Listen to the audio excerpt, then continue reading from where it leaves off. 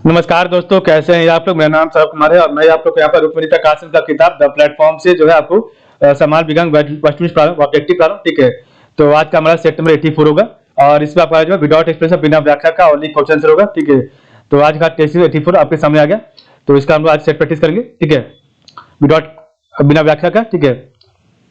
पहला क्वेश्चन है, potassium permanganate का प्रयोग पेयजल के शुद्धिकरण के लिए किया जाता है क्योंकि वह, तो वन का ऑप्शन बी आपका जो है एक ऑक्सीडाइजिंग एजेंट है। तो पोटेशियम परमैंगनेट का प्रयोग पेयजल के शुद्धिकरण के लिए किया जाता है क्योंकि वह एक ऑक्सीडाइजिंग एजेंट है, ठीक है। क्वेश्चन 2 आपका है, अत्यधिक पसीने को रोकने के लिए प्रिकली हीट पाउडर में कौन सा यौगिक का प्रयोग किया था। तो 2 का ऑप्शन बी आपका बॉरिक अम्ल।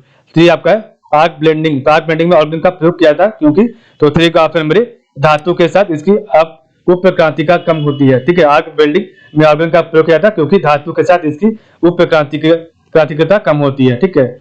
फिर आपका है जौहरी का रूज, तो जौहरी का रूज ज्वेलर्स ड्रॉप क्या होता है। तो 4 का ऑप्शन मेरे फेरिक ऑक्साइड होता है। जौहरी का रूज आपका जो है क्या होता है, आपका फेरिक ऑक्साइड होता है, ठीक है। 5 आपका निम्नलिखित में से किसकी गंध सड़े हुए अंडे जैसे होता है। तो निम्नलिखित में से किसकी गंध सड़े हुए अंडे जैसी होती है। तो 5 का option number C hydrogen sulphide के लिए, ठीक है। हाइड्रोजन सल्फाइड का गंध सड़े हुए अंडे जैसे होती है। 6 आपका सोडियम 23 के 46 ग्राम में परमाणु की संख्या कितनी होती है। 6 का ऑप्शन सी जो 2/2n होती है। सोडियम 23 के 46 ग्राम में परमाणु की संख्या कितनी होती है। तो आपका 2n होती है। 7 आपका धातुओं का राजा क्या है। धातु का राजा क्या है। तो 7 का ऑप्शन नंबर ए आपका सोना, तो धातु का आपका सोना है। 8 आपका जियोलाइट क्या है। तो जियोलाइट ऑप्शन बी आपका हाइड्रेट सोडियम एल्यूमिनेट सिलिकेट है। तो जियोलाइट आपका क्या है। तो हाइड्रेट सोडियम एल्यूमिनियम सिलिकेट है, ठीक है। 9 आपका है पैराफिन, तो पैराफिन मोम जलने पर सिकुड़ता है क्योंकि मोम का गलना, तो ऑप्शन नंबर सी आपका दाब बढ़ने पर बढ़ता है। तो पैराफिन मोम जलने पर सिकुड़ता है क्योंकि मोम का गलना दाब बढ़ने पर बढ़ता है, ठीक है। क्वेश्चन नंबर 10 फ़ारेनहाइट ताप मापी 14 डिग्री फ़ारेनहाइट ताप दर्शाता है। सेल्सियस पैमाने पर यह ताप कितना होगा।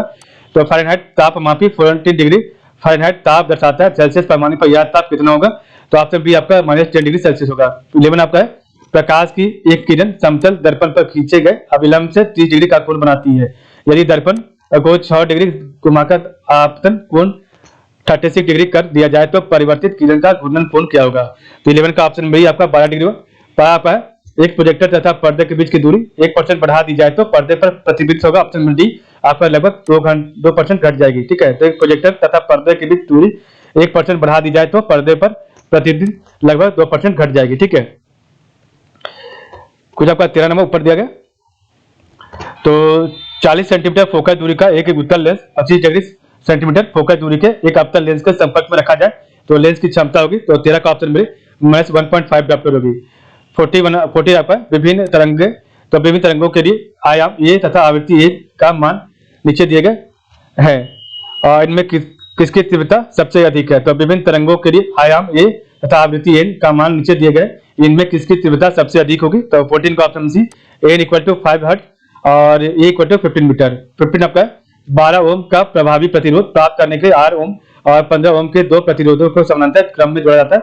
आर का मान ज्ञात कीजिए। तो ऑप्शन बी आपका 60 होता है। 16 नंबर क्वेश्चन है 6 centimetre into 8 centimetre into 5 centimetre माप और 1.92 एन भार वाली लकड़ी के एक टुकड़े का घन केजी पर मीटर क्यूब में ज्ञात कीजिए। तो 16 का ऑप्शन बी 800 है।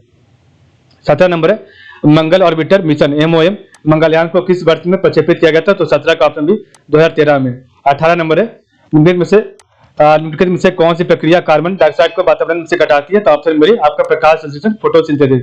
19 आपका है सबसे पहला नाभिकीय रिएक्टर किसके द्वारा बनाया गया था। सबसे पहला नाभिकीय रिएक्टर ऑप्शन सी फर्मी द्वारा बनाया था। 20 आपका है तापीय न्यूट्रॉन वे होते हैं। तो तापीय न्यूट्रॉन ऑप्शन बी आपके जो उच्च वेग से चलते हैं उसे तापीय न्यूट्रॉन कहते हैं।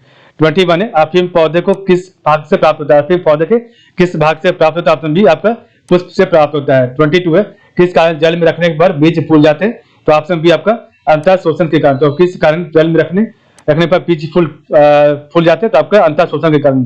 23 कॉर्क आपका कॉर्क प्राप्त होता है। तो कॉर्क ऑप्शन बी ओक की लकड़ी से प्राप्त होता है। कॉर्क आपका ओक की लकड़ी से प्राप्त होता है। 24 है किस हिमालय जंतु को औंस भी कहा जाता है। तो किस हिमालय जंतु को औंस भी कहा जाता है। तो 24 का ऑप्शन हिमचीता को। 25 आपका कोशिका के अध्ययन के लिए सूक्ष्मदर्शी के अतिरिक्त प्रयुक्त अन्य तकनीक का क्या है नाम है। तो ऑप्शन नंबर सी आपका ऑटो रेडियोग्राफी है। तो कोशिका के अध्ययन के लिए सूक्ष्मदर्शी के अतिरिक्त प्रयुक्त अन्य तकनीक का नाम क्या आपका ऑटो रेडियोग्राफी है, ठीक है। तो इस प्रकार हमने देखा आज का वीडियो। तो आज के लिए बस इतना ही। आप लोग का बहुत बहुत धन्यवाद। कल हमारा टेस्ट सीरीज में 85 होगा, ठीक है।